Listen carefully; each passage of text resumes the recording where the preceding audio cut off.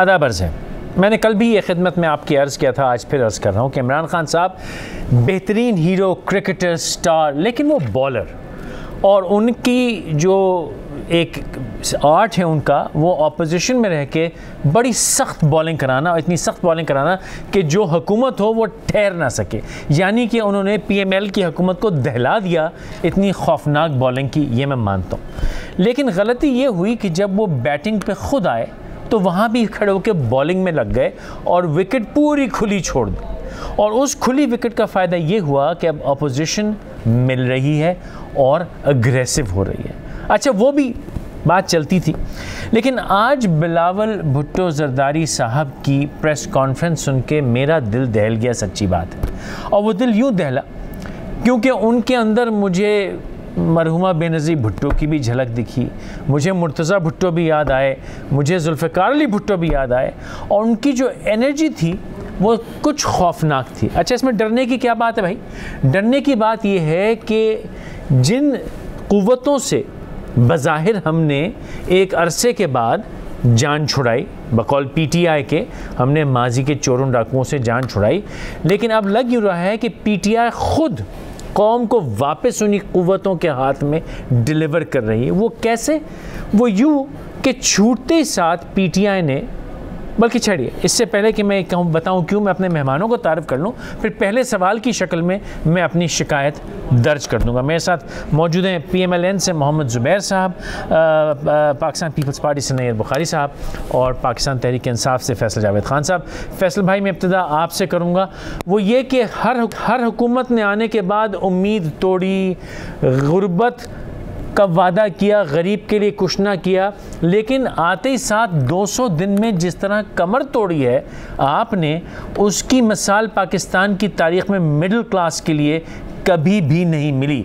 आपने middle class का हशर नशर कर दिया। एंड अनफॉर्चुनेटली अब मैं जब लोगों से बात करता हूँ तो वो ये कहते हैं कि यार इससे तो माजी का ज़माना अच्छा था। क्या फरमाइएगा फैसल भाई?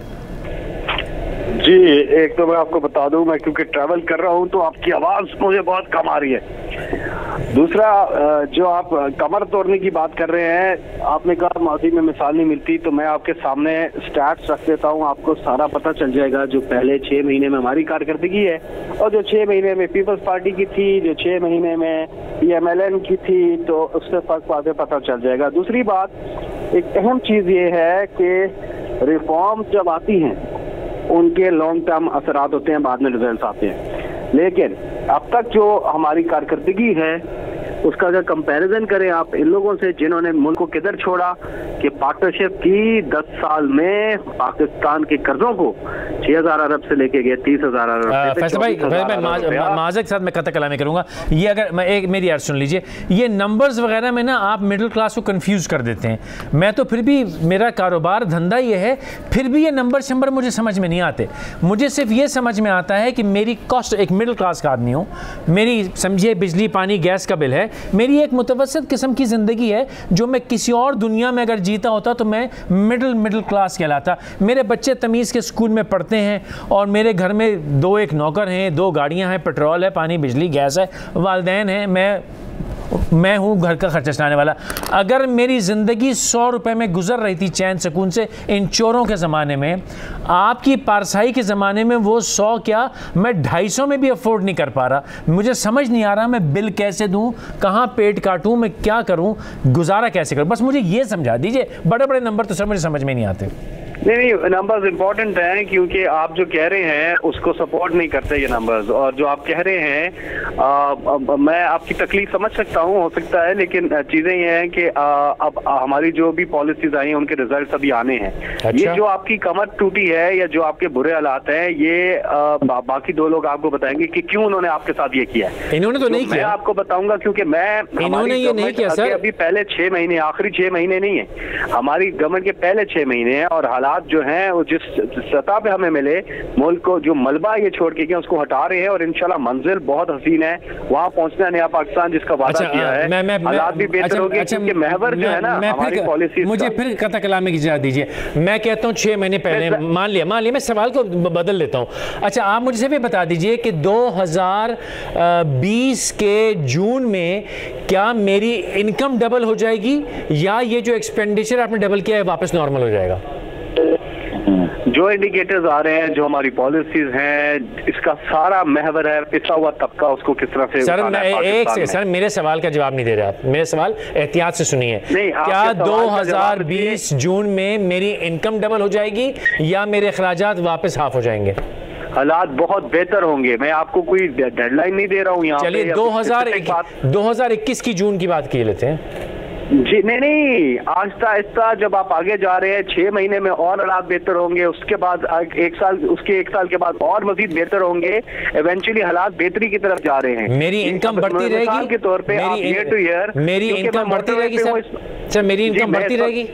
मैं इस पर ड्राइव सफर में हूं तो मुझे आपकी आवाज समझ नहीं आती, इसलिए मैं आपको मुफस्सल जवाब दे देता हूं, फिर आप आगे से बात कर लीजिएगा। अब मैं आपको जो इंडिकेटर्स बता रहा था कि हमारा सबसे बड़ा प्रॉब्लम क्या था इस मुल्क का, करप्शन था। क्योंकि होता क्या है कि आप जैसे लोग, मेरे जैसे लोग जिनके पास पैसा आना है, ये पैसा निकल के कहीं और जा रहा था, गरीब की जेब से पैसा कहीं और जा रहा था। सबसे बड़ा प्रॉब्लम स्टेट डिपार्टमेंट की रिपोर्ट है कि 10 अरब सालाना पाकिस्तान, 10 अरब डॉलर सालाना पाकिस्तान से मनी लॉन्ड्रिंग होती रही, किसी ने तवज्जो नहीं दी। जब आप इकोनॉमी को ठीक करने जाते हैं तो आप इलीगल मींस के पैसे को रोकते हैं और वो पैसा आवाम की तरफ मुंतकिल करते हैं मुल्की खजाने का, तो तब हालात बेहतर होते हैं। फॉर एग्जांपल एक्सपोर्ट्स हमारी अब ईयर टू ईयर बेसिस पे आप बात कर रहे थे, तो 2017 की मैं बात करता हूं जो दिसंबर, और अब 2018 की दिसंबर की मैं बात करूंगा, तो हमारी 5.5% जो है वो ऊपर गई है। हमारी कमी आई है, मुझे इजाजत दीजिए, ट्रेड डेफिसिट मुझे इजाजत दीजिए, समझिए इजाजत, आपको मेरी आवाज आ रही है? मैं आहिस्ता से सवाल किया देता हूँ। आप सर, मेरी ये एक इकोनॉमी का मैं स्टूडेंट नहीं हूँ, मैं नहीं समझता, मैं सिर्फ ये गुजारिश कर रहा हूँ, मुझे बता दीजिए कि बतदरीज मेरी इनकम दुगनी होती रहेगी या बतदरीज जो मेरे अखराजात डबल हो गए वो आहिस्ता आहिस्ता वापस नॉर्मल होंगे? दोनों में से क्या चीज़ होगी ये बता दीजिए। ये मैं आपको इसका जवाब इस तरह से देता हूँ कि हालात कैसे ठीक होते हैं किसी भी एक घर के, उसके खर्चे उसके आमदनी से कम हो। अगर उसके खर्चे उसकी आमदनी से ज्यादा हैं तो उसके हालात ठीक नहीं होते। यही इस फैसल भाई, मेरे बड़े अच्छे हालात थे, हमारे खर्चे ज्यादा थे जी, मेरे बड़े अच्छे हालात थे पिछले साल, इस साल आपने मार दिया यारा। देखिए आप अगर मैं आपको यही तो बता रहा हूँ कि इन दोनों से आप पूछें कि क्यों आपके ये हालात। ओके चलिए जुबैर भाई, मेरे इतने बुरे हालात क्यों हैं, बताएं जुबैर भाई, बताएं जुबैर। इन्होंने जो किया है मुल्क के साथ, सुन तो लीजिए ना। सॉरी, आप इनकी फेंटी लगाते हैं सर, आप होल्ड करें। जुबैर भाई आपने क्यों किया ऐसा? मेरे सिग्नल जा रहे हैं, मैं आपके साथ बात नहीं कर पाऊंगा क्योंकि मैं आपको कह रहा हूँ मैं रास्ते में हूँ। अच्छा, मुझे आपकी आवाज समझ नहीं आ रही है। चलिए कह लीजिए। मैं एक चीज कहता चलूँ कि आप जब इनसे ये जरूर पूछेगा कि इनके दौर में दोनों के ये जो जिन्होंने पार्टनरशिप की है 10 साल मुल्क को किधर लेकर के गए हैं, ये आप देख लीजिएगा कि 2008 में मुल्क किधर था और 2018 में मुल्क किधर है। ये कंपैरिजन रखना बहुत जरूरी है। डॉलर कहाँ पे था, इकोनॉमी कहाँ पे थी 2008 में जब इस पार्टनरशिप को मुल्क मिला, इन्होंने इसके साथ क्या किया और आज फैसल भाई क्यों परेशान है, फैसल भाई के साथ क्या ऐसा हुआ है, फैसल भाई को क्यों फैसल भाई की कमर तोड़ दी है, ये सवाल इनसे पूछेगा। अब होल्ड कीजिए, जाइएगा नहीं जब तक आप हैं, सिग्नल रखिएगा अपना। जुबैर भाई क्यों कमर तोड़ दी यार मेरी, क्या किया जुबैर यार, क्यों क्यों क्यों? तो आप बड़ा अच्छा सवाल पूछ रहे थे जिसका वो जवाब देने से इनकार कर रहे थे, और आपने ये कहा कि मेरी इनकम बढ़ेगी या मेरे अखराजात कम होंगे। उसको इकोनॉमिक टर्म्स में 2 इंडिकेटर्स होते हैं कि जो हम जिसकी ये दोनों की बात कभी भी नहीं करते। ग्रोथ का मतलब ये होता है इनकम, नेशनल इनकम कितनी बढ़ती है, और दूसरा अखराजात का जो ताल्लुक होता है वो इन्फ्लेशन से होता है। तो अगर आपकी इनकम बढ़ रही हो, नेशनल इनकम, और अफरात-ए-ज़र कम हो, that's an ideal situation. That exactly was the situation पिछले साल जब आप फील कर रहे थे कि प्रेशर आप पर कम था, ग्रोथ रेट बहुत हाई था, अफरात-ए-ज़र बहुत कम था। अब उल्टा हो गया बिल्कुल, और ये तो एक हकीकत है कि अब ग्रोथ रेट ड्राम से गिर गई है और अफरात-ए-ज़र डबल हो गया। तो जाहिर है पिंच तो करेगा और मासेस को पूरे तरीके से पिंच करेगा। ये सूरत हाल तो ये तो मैं समझ सकता हूँ कि ये इनके कंट्रोल से बाहर है। दूसरी बात ये है, नहीं नंबर से बात करें आप, नहीं कंट्रोल से बाहर क्यों है? ये कहते हैं कंट्रोल से बाहर इसलिए कि आप कबाड़ा करके चले गए थे। यार हम कबाड़ा भाई जून तक नहीं, क्या नंबर क्या थे? अफरात इधर 3% था, तो आपको तो हमने वहां हैंड ओवर किया था ये 2 इंडिकेटर। आपने उठा के कहा कि जी अच्छा मैं बताऊं नंबर क्या थे? वो हशर करूंगा कि वो गिर के 3% रह जाएगा, जॉब लॉसेस शुरू हो जाएंगे, अनएम्प्लॉयमेंट शुरू हो जाएगी, अफरात दर ऊपर जाना शुरू हो जाएगा, लार्ज स्केल मैन्युफैक्चरिंग नेगेटिव है, एग्रीकल्चर देखना एक बड़े सिंपल सी बात है, अगर आपकी एग्रीकल्चर ग्रोथ नेगेटिव तो मतलब ये है कि सब्जियों और फलों की कीमतें बढ़ेंगी। बड़ी सिंपल सी बात है। तो इनसे ये पूछें कि एग्रीकल्चर ग्रोथ क्यों कम है? पीएमएलएन ने जो भी किया था, आपकी मैन्युफैक्चरिंग ग्रोथ क्यों कम है? मतलब मुझे ये रीजन समझा देना। ये हर चीज में जी मैं कि जी ये पिछली हुकूमत कर रही थी, हाँ हम करके गए थे। भाई आप इनका जवाब दे लीजिए, फिर नेहर बुखारी साहब की तरफ जाऊंगा। आप एक काम करें फैसल भाई, आप भी जवाब दे लें दोबारा, फिर मैं नेहर बुखारी साहब को एज ए मीडिएटर लाऊंगा बीच में। आप जरूर पूछिएगा, न्यूट्रल नहीं है वो, ये दोनों एक है। अच्छा मैं जो आपके साथ हो तो ठीक है, इनके साथ हो तो बुरे। कहाँ फंसा दिया ना वो। अच्छा सुनिए तो सही, नंबर से बात करें जुबैर साहब। हाँ मेरे सिग्नल चले जाएंगे। मैं सिर्फ एक बात कर दूं, जो नून लीग जो छोड़ के गई है ना, जो करंट अकाउंट डेफिसिट है वो इनके दौर में 7 गुना ऊपर गया है। ट्रेड डेफिसिट डबल करके गए हैं, fiscal deficit highest level ever लेके गए हैं, सर्कुलर डेट जो है वो ट्रिपल करके गए हैं, लॉसेस जो है आपके 453 बिलियन से करके गए 190 बिलियन से, जो इदारों के लॉसेस हैं। एक्सपोर्ट श्रंक हो गई हैं, कर्जे बढ़ गए हैं। जो ये कह रहे हैं आमदनी और खर्चे, तो भाई ये सारे इंडिकेटर्स ये बताते हैं कि आपने दिवालिया निकाला है इस मुल्क का। और हमने क्या किया 6 महीने में, वो ये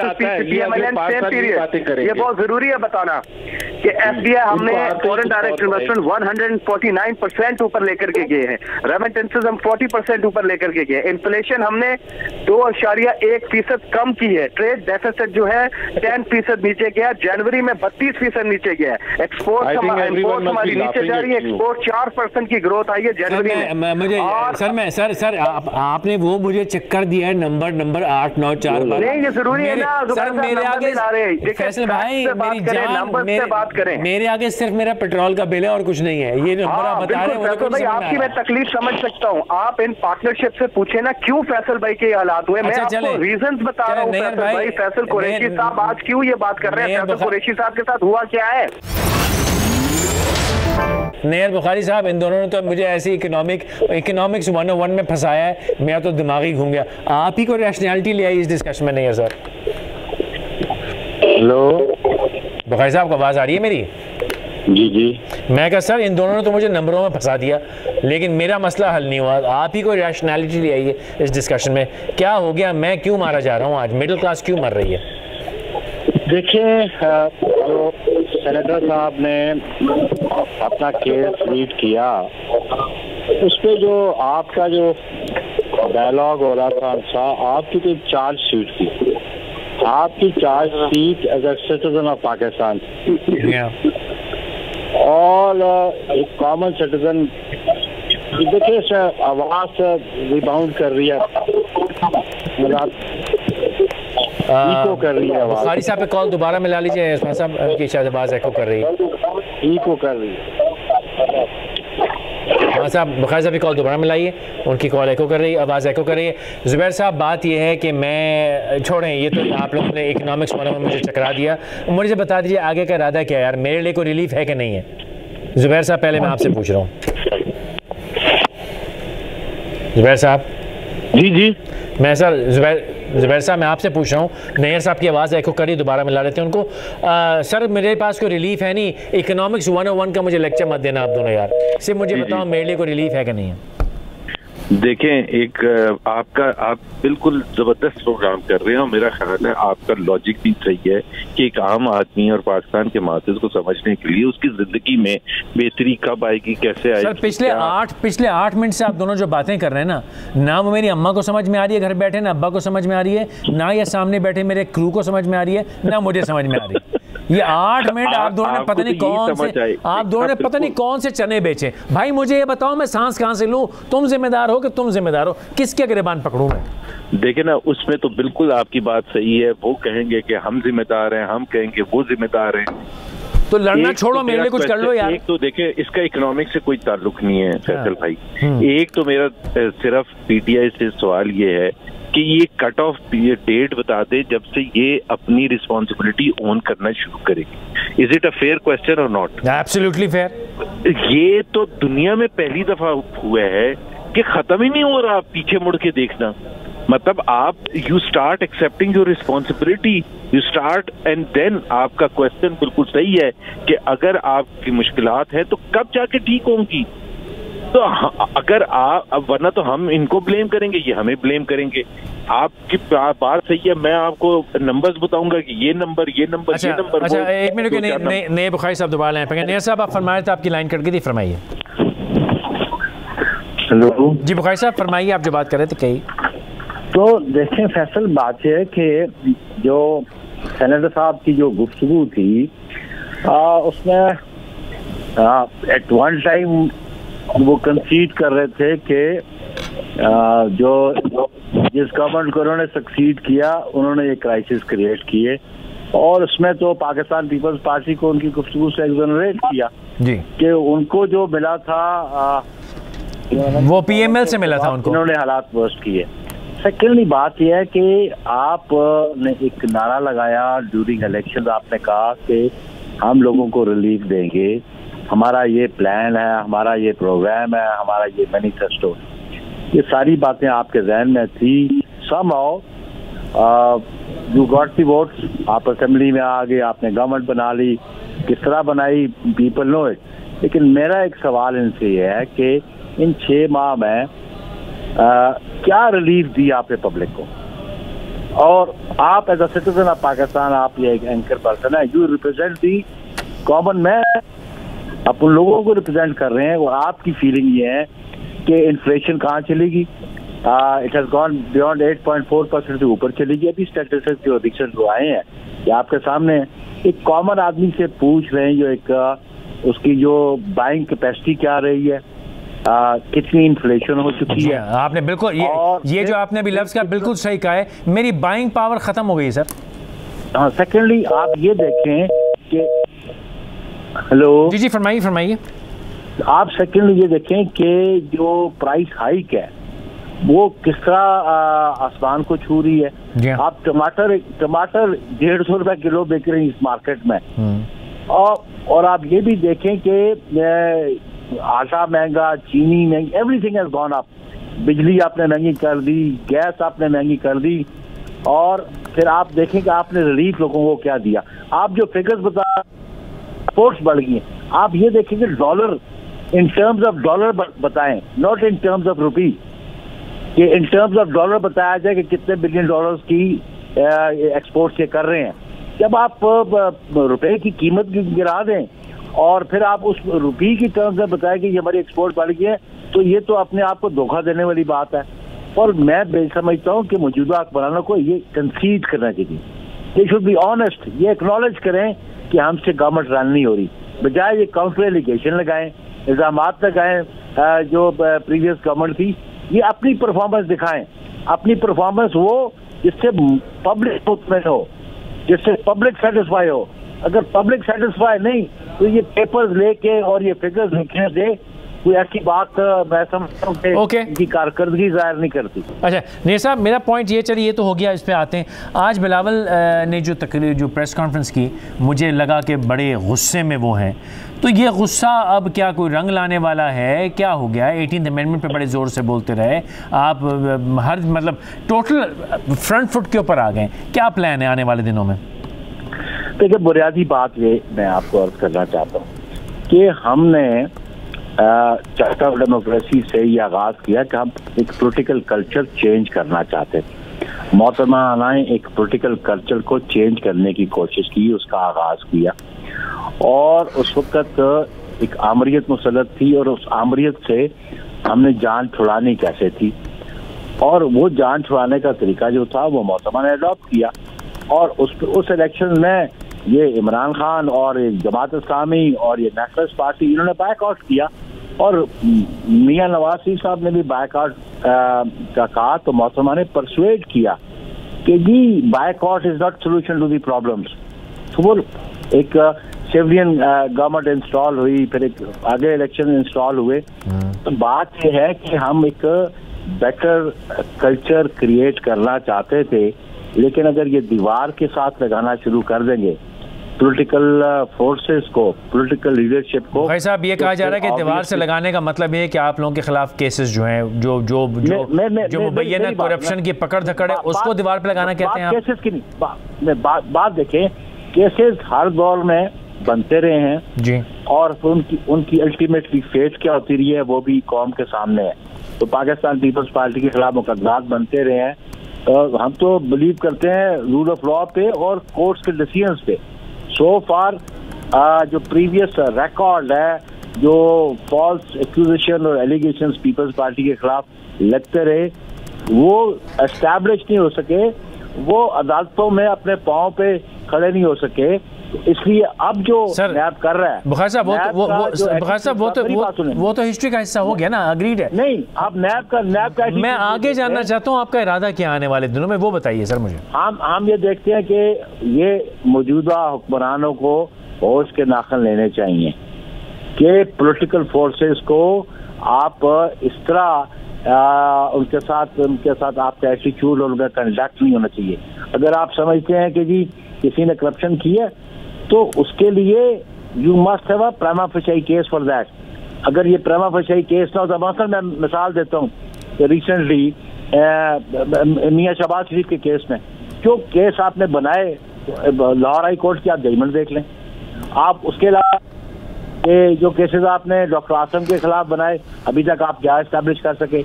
अभी जो मनी लॉन्ड्रिंग के केस की बात करते हैं, इलेक्शनों के दौरान आपने इलेक्शन कैंपेन को अफेक्ट करने के लिए सारा ड्रामा रचाया किसी को बेनिफिट देने के लिए। आज तक क्या सामने बात आई है? 6 माह से ज्यादा अरसा हो गया है, तो क्या एविडेंस, क्या मटेरियल है? और आप ये देखिए कि जब रूलिंग पार्टी के लोग हैं, एक्सेप्शन एक आपकी है करीम खान वाली आपने तो झगड़ा एहतसाब, तो झगड़ा सर बेसिकली एहतसाब की, चाहे अच्छा एहतसाब चाहे गलत एहतसाब, मैं उसकी क्वालिटी पे बहस नहीं कर रहा, लेकिन झगड़ा वही है। झगड़ा आवाम का नहीं है, झगड़ा मेरे मसले का, मसाइल का नहीं है। नहीं, पॉलिटिकल विक्टिमाइजेशन नहीं होनी चाहिए। जब वो तो सही है, मैं उससे बहस ही नहीं कर रहा, लेकिन मैं तो ये कह रहा हूँ कि मेरे लिए आप क्या करने वाले हैं। हाँ भैया, देखिए आपके इश्यूज को पार्लियामेंट में हम उठाते हैं, आपके इश्यूज पे हम पार्लियामेंट। और सेकेंडली इम्पोर्टेंट बात हम कह रहे हैं, second issue is of this 18th amendment. आप ये देखिए कि नेशनल फाइनेंस कमीशन का जो अवार्ड था, क्या पे प्रोविंसेस को उनको शेयर दिया गया और किसी प्रोविंस का शेयर रिड्यूस हुआ, और जो क्राइटेरिया था उस क्राइटेरिया में चेंज आई कि खाली population is not the only criteria, फिर वो पॉवर्टी और उसका जी area of that political province, तो उसमें ये जो शेयर एनहांस हुए स्मॉलर प्रोविंसेस के। लेकिन ये भी 18th अमेंडमेंट में है कि जो नेक्स्ट एनएफसी अवार्ड आएगा वो प्रोविंसेस का शेयर रिड्यूस नहीं कर सके। तो दैट इज द अमेंडमेंट जो चाहिए इनको, कि इसीलिए ये रोल बैक करना चाहते हैं 18th अमेंडमेंट को। उसकी मौजूदगी में स्मॉलर प्रोविंसेस का शेयर जो ऑलरेडी प्रीवियस अवार्ड में आया वो रिड्यूस नहीं हो सकता। मेरी बात ठीक है। बिलावल ने आज ये फरमाया कि भाई वो इंडिया के साथ क्योंकि कॉन्फ्रंटेशन थी और हम जो हैं उसमें हमने पॉज किया हुआ था, लेकिन हमारा जो प्लान है अपनी जगह मौजूद है। तो क्या आप लोग अब प्लान कर रहे हैं पुरानी स्टाइल की पॉलिटिक्स, स्ट्रीट पॉलिटिक्स का? स्ट्रीट पॉलिटिक्स इरादा है? वो ऑब्वियसली बात बड़ी सीधी सी थी ये कि जो जिन सर्कमस्टांसेस में हम थे प्रीवियसली, ये पिछले 2 हफ्ते से, उसमें तो एक जो मैसेज दिया कि एक यूनिफाइड स्टांस है गवर्नमेंट का और पॉलिटिकल पार्टीज का भी, लेकिन ये अभी तक ये समझ नहीं पा रहे कि जो इनका एटीट्यूड नेशनल असेंबली में है उससे तो अपोजिशन जो है एग्जीक्यूट करती है। आप इनके प्राइम मिनिस्टर का एटीट्यूड देख लें, आप इनके मिनिस्टर्स का मैं आपके सर मैं पीपल्स पार्टी की परफॉर्मेंस से ज़ाती तौर पे बहुत नाला हूँ। आप बुरा ना मानिएगा, लेकिन मेरी पूरी बात सुन लीजिएगा। मैं ये यकीन रखता हूँ कि पीपल्स पार्टी की हुकूमत ने पाकिस्तान का बहुत कबाड़ा किया है, सिंध का बेड़ा गर्क किया है, कराची तबाह बर्बाद कर दिया। लेकिन जो बात अभी आपने कही वो मेरे दिल में भी है, और मैं 2 दिन से इस पर रोज़ाना शो कर रहा हूँ कि इमरान खान साहब जिस किस्म के जलसे जुलूस में बयानात कर रहे हैं बिल्कुल नाजेबा हैं। इनके मिनिस्टर जो हैं सिर्फ अपोजिशन पे तनकीद, लगता है मिनिस्टर फॉर तनकीद है, इनकी अपनी मिनिस्ट्री का और कोई काम नहीं है, सिर्फ तनकीद पे लगे रहते हैं, तानेबाजी, फ़िक्रेबाजी में, जुगतबाजी में, जो कि 2019 में हुकूमत को ज़ेब नहीं देता।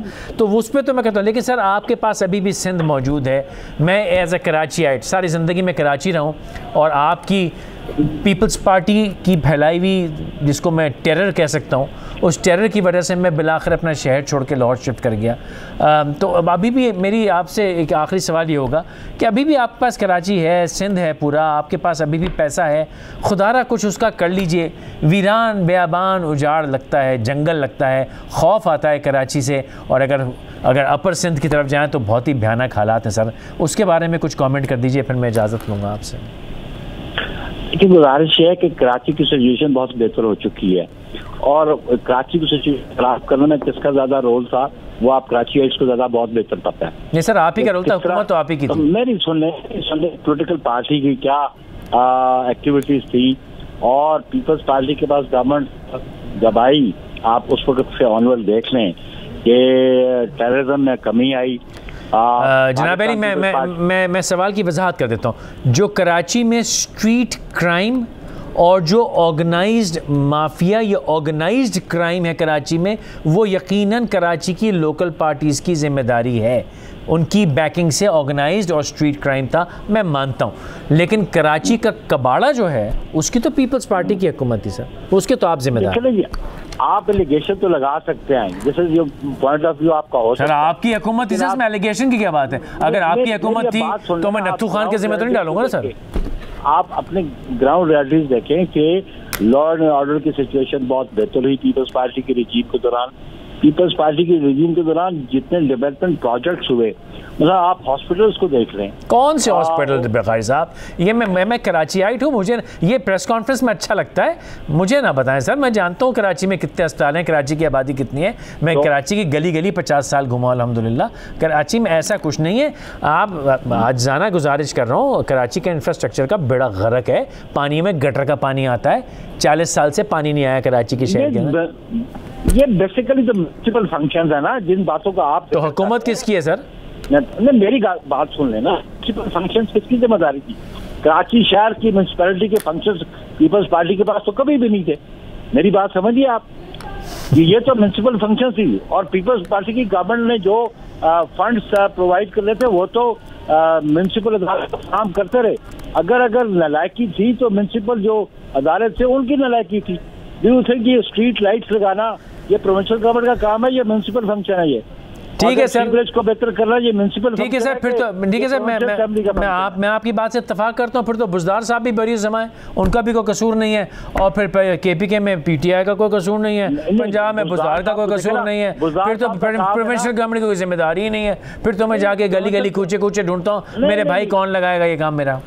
प्रोविंशियल गवर्नमेंट की ये जिम्मेदारी है कि वो फैसिलिटेट करें म्युनिसिपल अथॉरिटीज को, चलिए फंड फराहम करें, लेकिन प्राइमरीली रिस्पॉन्सिबिलिटी। अब ये तो नहीं हो सकता ना जिस तरह बुज़दार साहब के ज़माने से पहले तो सारे जो म्युनिसिपल फंक्शंस थे या फंड्स थे वो किसी एक शहर पे आप लगा दें और बाकियों को। ठीक है sir, right sir, right Bukhari साहब। इस बहस से आपको ये अंदाज़ा हो गया होगा कि अगर आप किसी भी सियासतदान से, चाहे वो किसी भी जमात का हो, उससे सवाल करें कि यार ये मेरे साथ क्या हुआ, तो वो आपको कभी सीधा जवाब नहीं देंगे, और सीधा जवाब शायद वो दे भी नहीं सकते। क्योंकि मेरा ये यकीन है कि पिछले समझिए कोई 40-45 साल में पाकिस्तान में कोई भी ऐसा लीडर नहीं आया आज के लीडरों को मिला के, जिनके पास कॉम्पिटेंस हो, जिनके पास अकल हो, शऊर हो, हाँ, कुछ के पास नीयत ज़रूर रही होगी, आज वालों के पास शायद नीयत है। माजी में नवाज शरीफ साहब के बारे में भी मैं जानता हूँ, कभी उनकी भी नीयत थी, और हो सकता है जुल्फ़िकार अली भुट्टो की भी कभी नीयत रही हो सकता है मरहूम ज़िया उल हक की भी नीयत रही हो, और मुझे यकीन है कि परवेज़ मुशर्रफ साहब की भी इंटेंशन अच्छी होगी, जुनेजो साहब की भी इंटेंशन रही होगी।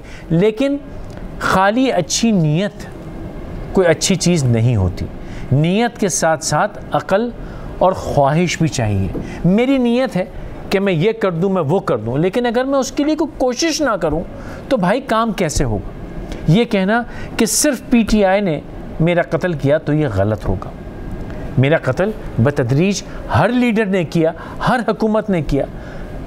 तकरीबन जितना अरसा मैं अपनी होश की अयाम गिनूँ तो मैं 70s से लेके आज तक मैं जानता हूँ, मैंने कोई लीडर ऐसा नहीं देखा जिसने मेहनत से काम किया। लेकिन साथ में इसी अरसे में पिछले 30-35 बरस में मैंने दुनिया भर में ऐसे ऐसे लीडर देखे जिन्होंने 30 से 32 साल में अपने मुल्क को कहाँ से कहाँ पहुँचा दिया। आप आज महातीर मोहम्मद की बात करते हैं, जिनको हम इंशाल्लाह 23 मार्च को वो मेहमान ख़ुसूसी होंगे हमारे, अल्लाह ने चाहा तो। महातीर मोहम्मद ने 20-25 साल में मलेशिया को वो मोमेंटम दिया कि उनके जाने के बाद, हालांकि बहुत करप्शन रही और आज महातीर मोहम्मद दोबारा ड्राइविंग सीट के ऊपर हैं, लेकिन वो इतना मोमेंटम था साहब, इतना मोमेंटम था कि मलेशिया को वो करप्ट लीडर भी हिला ना सके और अपने मोमेंटम पे चलता रहा। हम इनकी मिसालें तो देते हैं, लेकिन हमने देखा कि इन्होंने मेहनत किस तरह की। उन्होंने अपने इर्द गिर्द जुगतबाज मिनिस्टरों का घेरा लगा के नहीं रखा, उन्होंने अपने इर्द गिर्द उन लोगों का मेला लगा के नहीं रखा जो आपकी वाह वाह करते हैं। और मैं खुदा न खासा इमरान खान साहब की तरफ सिर्फ इशारा नहीं कर रहा, माजी में परवेज़ मुशर्रफ भी यही करते रहे, ज़रदारी साहब भी यही करते रहे, इमरान खान साहब भी यही करते रहे, सॉरी नवाज शरीफ साहब भी यही करते रहे, परवेज़ इलाही साहब ने भी यही किया, चौधरी शुजात ने भी ये किया। हर किसी ने अपने इर्द गिर्द अपने यारों का टोला रखा। ये नहीं कि प्रोफेशनल कॉम्पिटेंट लोग लगाओ और वो आएँ और आपको काम करके दिखा दें। आपने दुबई की तरक्की देखी, शेख मोहम्मद जब क्राउन प्रिंस थे तब भी उनके बारे में था कि इनको सब कुछ नहीं आता, लेकिन वो ये कहता है कि भैया मुझे एक गोल्फ कोर्स बनाना है। अब इस गोल्फ कोर्स बनाने के लिए दुनिया का बेस्ट आदमी कौन है? वो कहते साहब फलां शख्स बेस्ट है, कहते इसको मुंह मांगी कीमत दो, इसको बोलो आए और आके दुनिया का बेस्ट मुझे गोल्फ कोर्स बना के दे, और उसके ऊपर कंडीशन ये कि मियाँ ये एक मिट्टी हिल गई तुम पे इतना फ़ाइन लगा दूंगा। मुझे सही से याद नहीं, इसलिए मैं वसूख से नहीं कह रहा, लेकिन याददाश्त से कह रहा हूँ कि जहाँ तक मेरा ख्याल है जनरल इलेक्ट्रिक ने, आई कुड बी रॉन्ग, तो प्लीज़ मुझे कोट मत कीजिएगा इस पर, दुबई की इलेक्ट्रिफिकेशन के प्रोजेक्ट, एक दफ़ा बत्ती चली गई थी दुबई में, उस कंपनी को औंधा कर दिया था कि ये 1 घंटे के लिए बत्ती गई कैसे।